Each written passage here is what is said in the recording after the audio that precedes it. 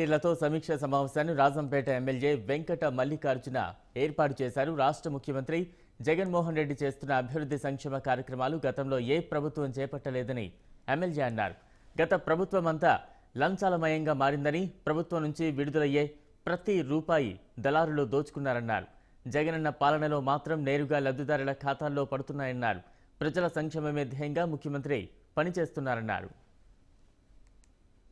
ఆ రోజు మనం దివంగత నేత రాజశేఖర రెడ్డి గారిని గుర్తు తెచ్చుకోవడం తప్పదు. ఎందుకంటే ఆ రోజుల్లో గత పాలకులు వ్యవసాయానికి వస్తే వ్యవసాయం దండగా ఏదో ఒక బంకు పెట్టుకొని బతకండి అనే సలహా ఇచ్చిన రోజులు ఆ రోజు వ్యక్తి. అదే విధంగా ఎంతో మంది మహిళలను ఆయన బహిరంగ సభల్లో మహిళలను చూసినప్పుడు మా అక్క చెల్లెళ్ళ ముఖంలో చిరునవ్వు కనిపిస్తే ఈ రాష్ట్రం ప్రగతి పయనిస్తుంది, ఈ రాష్ట్రం అభివృద్ధి పథంలో పయనిస్తుందని ఆయన పదే పదే చెప్పడం జరిగేది. ఆ రోజు మనం దివంగత నేత రాజశేఖర రెడ్డి గారిని గుర్తు తెచ్చుకోవడం తప్పదు. ఎందుకంటే